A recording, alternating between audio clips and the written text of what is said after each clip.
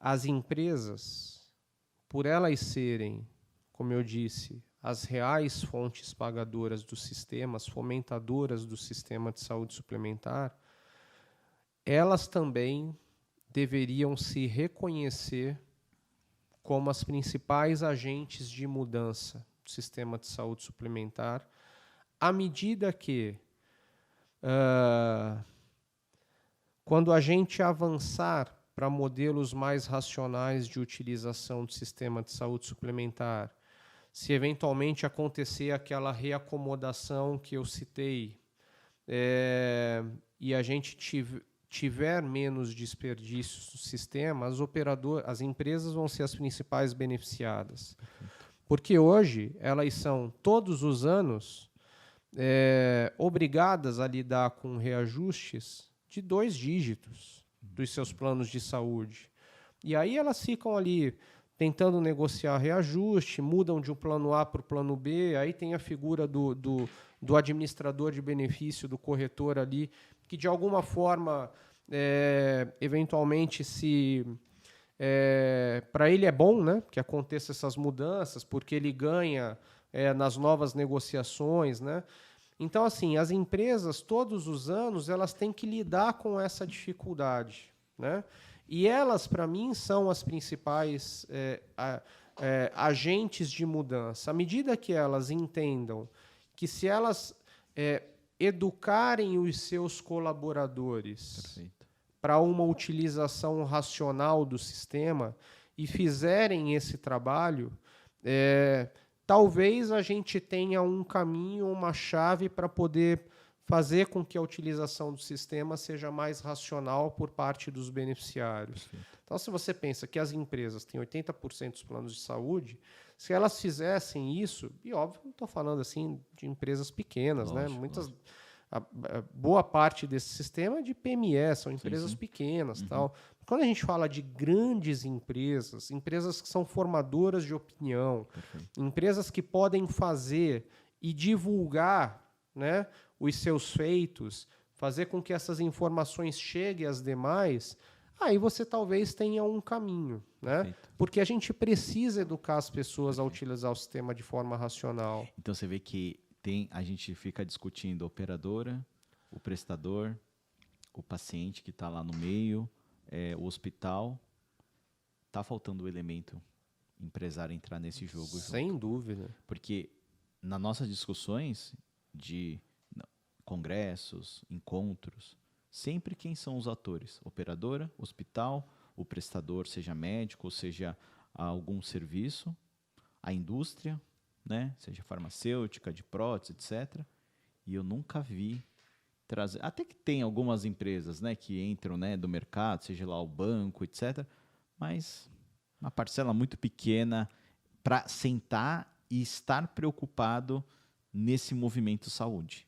Pequena e restrita, né? Exatamente. É pequeno e é restrito. A gente tem aí algumas associações, né? Tem algumas entidades que olham para isso. Tem a ZAP, né? Sim, sim.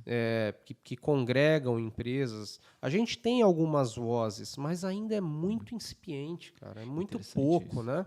E nas grandes discussões, como você citou, por exemplo...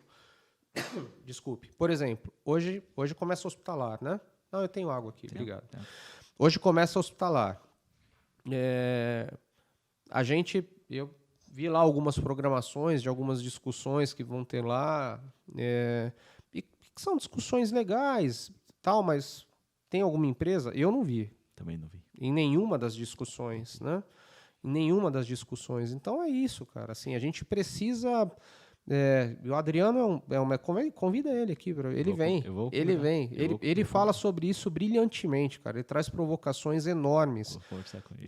Porque as empresas de fato podem ser uma chave, né?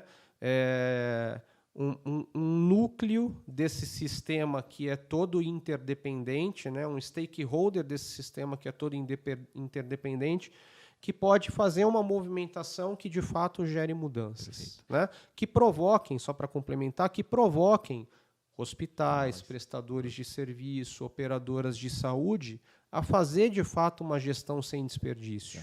Né? E eu acho que o que vai acontecer, o cara que vai ser decisor, isso é modelo de negócio, hein, que vai surgir e acho que talvez é bem interessante.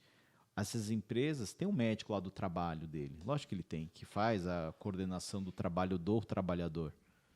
Mas esse cara ali vai ter que ser um protagonista de não ser só um médico para promover a saúde do trabalhador, mas ele também ser um cara que vai ser um consultor dessa empresa que ele já presta serviço, ou ele vai ter que ter alguém que vai ser um cara que vai estar à frente da empresa como se posicionar, porque, assim, não digo se posicionar, mas vai ter que ter um gestor da saúde dentro dessas empresas para poder falar para o CEO, para o diretor executivo, de como que ele vai ter que agora se posicionar, como que ele vai trazer o colaborador para entender como que funciona o ecossistema e, logicamente, aí ele vai ter que ter uma representatividade dentro, talvez, numa discussão nos encontros que nós temos dentro da parte executiva. Isso aí. Porque hoje as empresas, a única coisa que ele tem, salvo algumas exceções, é o médico do trabalho. Isso aí. Que ele está lá para fazer admissão, demissão, fazer o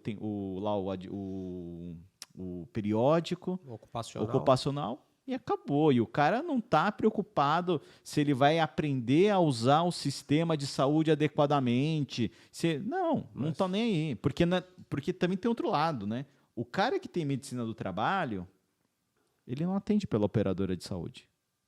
É uma empresa à parte que recebe uma remuneração que não vem da operadora. Isso aí. É uma prestação de serviço a parte da questão da operadora pagar. Então, por isso que, para que ele vai se envolver num problema que não é dele? Você entendeu? Então, acho que a virada... E isso é legal, porque será que não pode ter um modelo de negócio agora de empresa, que ele já deve existir, logicamente, que vai ajudar as empresas a coordenar mais adequadamente essa população? É a população da empresa. Um coordenador de população. E aí, logicamente, ele tem que trazer a operadora, no caso, né, que ele tenha aí a parceria, né, financeira ou, enfim, né, a assinatura que ele faça, para poder conseguir trazer os melhores incentivos, melhores práticas. Isso aí. Isso que você está falando é o gestor de saúde populacional, né? Isso. Ou gestão de saúde populacional, gestão de saúde corporativa. Né? Isso existe? Já existe isso? Já existe. Existem empresas que estão engajadas nisso. Perfeito. Tá? Mas, como a gente já colocou ainda, um movimento muito pequeno ainda, Perfeito. muito tímido. Nós ainda não fomos capazes de criar uma avalanche, né? Um movimento que, de fato, possa fazer diferença para o sistema. Já existe, existem gestores até bastante relevantes, empresas que têm pessoas que fazem um trabalho muito, muito, muito legal e muito diferenciado, mas, a meu ver, ainda muito tímido e não suficiente para poder, de fato, ser uma mudança, né? Ser agentes de mudança no sistema. E aí, turma, tudo bem? Curtiu aí o corte? Se quiser assistir o episódio completo, clica aqui no link na descrição. Segue já a gente aí no nosso canal e ativa o sininho para estar recebendo aí as novas notificações. Bora crescer!